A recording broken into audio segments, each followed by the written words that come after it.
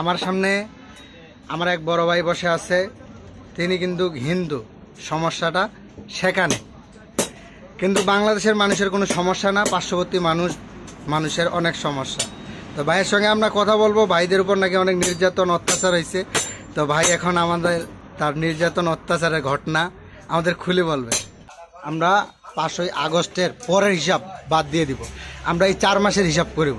শেখ হাসিনা সরকার ফালার পর আপনাদের হিন্দুর প্রতি কি কোনো অত্যাচার হয়েছিল? না, মানে আপনার উপর না। তো আপনার বাসা কোথায়? বাসা এইখানে। আর দেশের বাড়ি কোথায় আপনার? দিনাজপুর। আপনি 350 কিলো রাস্তা অতিক্রম করে গাজীপুর শহরে আসছেন 2 টাকা ইনকাম করার জন্য। তো এইখানে আপনি যে দোকান করেন, এই দোকানের মালিক হিন্দু না মুসলিম? তো উনি আপনাকে কোনোদিন বলছিল যে দোকান বাদ দাও? না, না। হ্যাঁ, আপনি বাসায় থাকেন, এই বাসার মালিককে হিন্দু না মুসলিম? ওটা নাঙ্গলের পার্টি মুসলমানে। নাঙ্গল মানে নাঙ্গল দলের মুসলমান। তো উনি কি কোনোদিন আপনাকে বাসা থেকে বাইর করে দিছে? না, না, বাইর করে দিছে? না। তে অত্যাচার হয়েছে এইখানে? না। তো আপনি এবার পূজায় কি দেশের বাড়িতে গেছিলেন দিনাজপুর? না, পূজা দেশের বাড়িতে নেই, পূজা। তা পূজা তো অবশ্যই দিনাজপুরে মানুষ করিছে, আপনার মা বাবা ভাই বোন আত্মীয় স্বজন তো অনেকজন আছে দিনাজপুরে, তারা তো করিছে। তো ওইখানে কি কোনো গন্ডগোল হয়েছিল? না, কোনো গন্ডগোল হয়নি।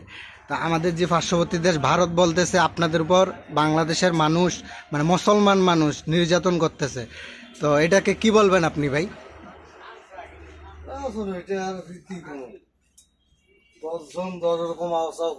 হ্যাঁ। তো ভাই আপনার বাসায় তো অবশ্যই মহিলা মানুষ আছে, মানে আপনার বউ, ভাবি, আপনার ছেলের বউ, তারা সিঁদুর শাখা পরে? তারা আপনার দোকানে এদিকে আসে, বাইরে হয় বাসা থেকে সিঁদুর শাখা পরে? তো ভাই পয়েন্ট হচ্ছে এইখানে একটা আপনার কাছে শুনলাম যে পার্শ্ববর্তী দেশ ভারত বলতেছে এখন নাকি বাংলাদেশের মানুষ, হিন্দু মানুষ যারা আছে বাংলাদেশে, তারা সিঁদুর শাখা পরে বাসা থেকে বের হতে পারতেছে না। তা আপনার কাছে আমি ক্লিয়ার হইলাম, আপনার স্ত্রী, আপনার ছেলের বউ, তারা বাসা থেকে বাইরে হচ্ছে সিঁদুর শাখা পরে, তো এখানে তো কোনো সমস্যা নাই। তো তারা যদি আমাদেরকে বলে যে হিন্দুর সমস্যা বাংলাদেশে, তো এখন আমরা কি বলবো ভাই? আপনি বলেন ভাই, আপনি বলেন, আপনি তো একটা হিন্দু মানুষ, আপনি বলেন।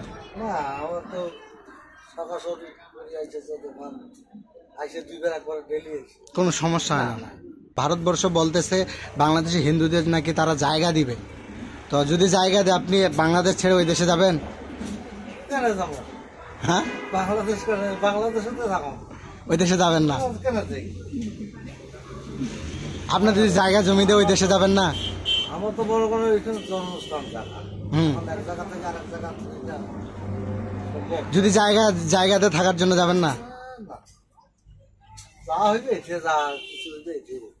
তো ভাই আরেকটা প্রশ্ন শেষ, যে ভারত যে আমাদের উপর যে এই মানে মিথ্যাচারগুলো করতেছে, যে আপনাদের উপর বাংলাদেশের মুসলিমরা অত্যাচার করতেছে, এই বিষয়ে একটা শেষ বলবেন, ভারতকে কিছু মানে ওদেরকে কি বলবেন?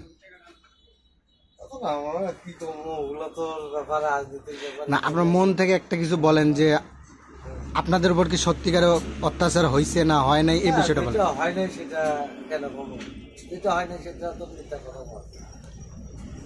তো জ্যোতিষ ভাই অনেক ভালো মানুষ, তার সঙ্গে গল্প করলাম, তিনি সব সত্য কথা বলার জন্য ভাই আপনাকে অনেক অনেক ধন্যবাদ। দেখা হবে কোনো একদিন। আজকে বিদায় নিচ্ছি, আল্লাহ হাফেজ।